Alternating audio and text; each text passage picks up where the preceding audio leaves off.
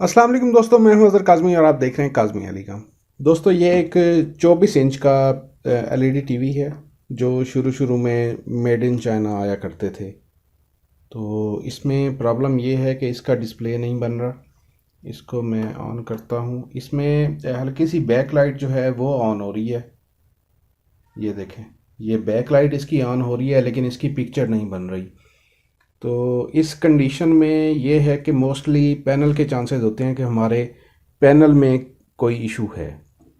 तो बहरहाल इसको जल्दी से खोल लेते हैं। खोलने के बाद फिर डिस्कस करते हैं, पैनल के वोल्टेज भी चेक करते हैं, फिर आगे चलते हैं।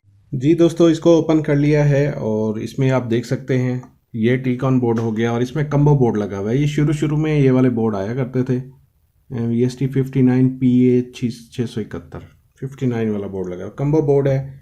और इसमें जंपर सिलेक्शन भी होती है पैनल के लिए। ये इस वक्त 12 वोल्ट पे लगा हुआ है। तो अभी सबसे पहले क्या करेंगे, हम इसके पैनल के वोल्टेज वेरीफाई कर लेंगे सारे। जो इसके ये मेन वोल्टेज का पॉइंट यहाँ पे दिया हुआ है, ये आपको नज़र आ रहा होगा। ये टेस्टिंग के लिए यहाँ पे दिया हुआ है, मेन वोल्टेज का पॉइंट है। और इसके बाद फिर इसके साइड में यहाँ पे कुछ पॉइंट्स दिए हुए हैं और इसी तरह यहाँ पे कुछ पॉइंट्स हैं, टेस्टिंग पॉइंट्स हैं, और इसी तरह साइड पे भी हैं। बहरहाल हमने इस पे मेन हमने देख लेना है, एक तो हमारे पैनल के वोल्टेज वो हमें कितने मिल रहे हैं, और उसके बाद हमने ये देखना है, मीटर को मैं रख देता हूँ। उसके बाद हमने इसके दूसरे जो वोल्टेज चेक करने होते हैं वो सबसे पहले VGH हमने इसके चेक कर लेने हैं, क्योंकि VGH सबसे ज़्यादा वोल्ट हैं। अगर एक पैनल में किसी किस्म की कोई शॉर्टेज आती है तो उस कंडीशन में VGH हमारे सप्रेस हो जाते हैं। तो इसको मैं ऑन करता हूँ। ये अभी इस वक्त कुछ नहीं है, पैनल को मैंने ऑन किया। ये देखें 12.57 12 वोल्ट इस पे मिल रहे हैं पैनल पे, और इसकी बैक लाइट भी आप देख रहे होंगे कि ऑन हो गई है। अभी इसके जो पॉइंट हैं वो काफ़ी बारीक से पॉइंट हैं। यहाँ पे इसके ये VGH का पॉइंट सबसे ऊपर आपको नज़र आ रहा होगा। तो ये है VGH का पॉइंट, इसको टेस्ट कर लेते हैं। इस पे हमें कुछ भी नहीं मिल रहा बिल्कुल। VGH इसका सप्रेस है, जिसकी वजह से इसकी पिक्चर नहीं बन रही। अगर VGH इसका नहीं निकल रहा तो इसका मतलब है बाकी भी इसमें वोल्टेज नहीं निकल रहे होंगे।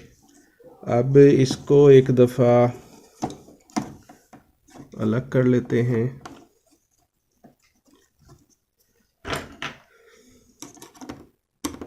इस साइड पे ये कीपैड इसके आगे आ रहा है, इसको खोल लेते हैं।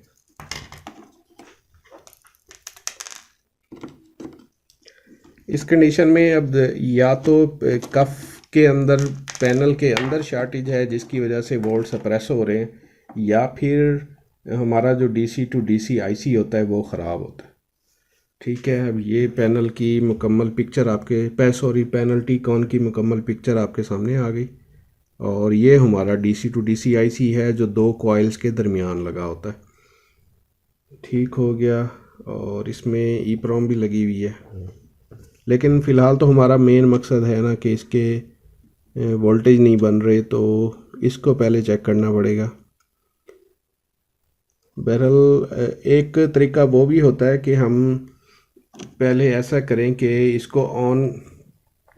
इसको हम ऑन करते वक्त मीटर की प्रॉब यहाँ पे रखें और देखें कि कुछ ना कुछ वोल्ट बन के सप्रेस होते हैं या नहीं होते। उस कंडीशन में ये होता है कि हमें पता चल जाता है कि आगे शॉर्टेज है। दूसरी कंडीशन ये होती है कि हम, इसको मैंने दोबारा से ऑन किया है, ये होता है कि हम कफ चेक करें कि कफ हमारे जो है वो हीट तो नहीं हो रहे। ये तसल्ली से चेक करना होता है, अगर कफ हमारे हीट हो रहे हो, या कफ को जो है बड़ी तसल्ली से देखना होता है हमने कि कहीं पे कोई हमें शॉर्टेज वाला कोई पॉइंट इस तरह का नज़र तो नहीं आ रहा। यहाँ पे मुझे कुछ नज़र आ रहा है। ये देखें जी, इसका फॉल्ट पकड़ा गया।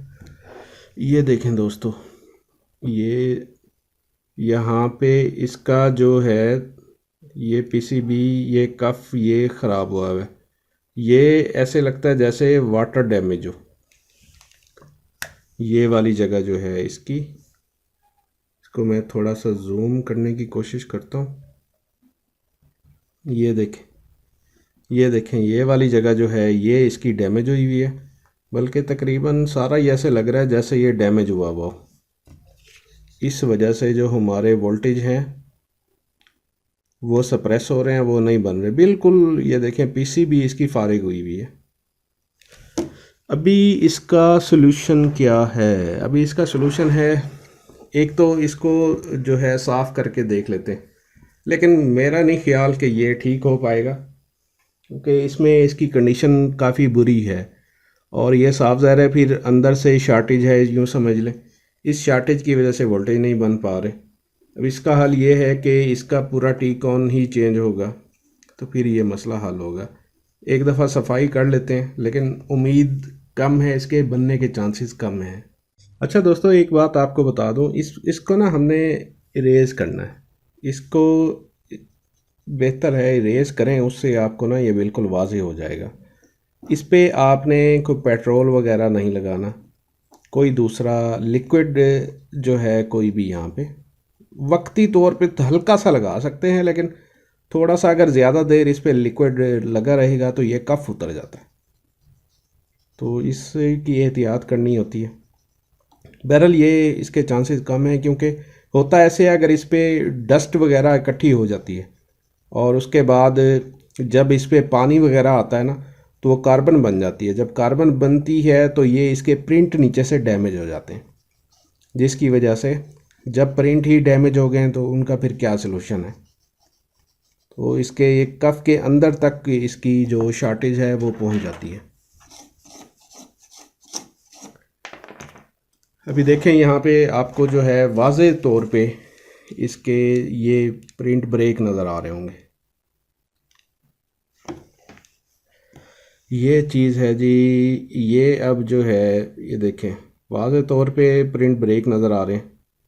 तो ये बहुत ही यानी मेहनत वाला काम है। इससे बेहतर है कि बंदा इतनी इसकी टेक्नीशियंस को उजरत नहीं मिलती जितना मेहनत वाला काम होता है। बहरहाल ये पूरा रिप्लेसमेंट होगी, फिर ये जाके सही होगा। उम्मीद करता हूँ दोस्तों इस वीडियो के ज़रिए भी आपके नॉलेज में इजाफ़ा हुआ होगा। नेक्स्ट वीडियो तक के लिए अल्लाह हाफिज़।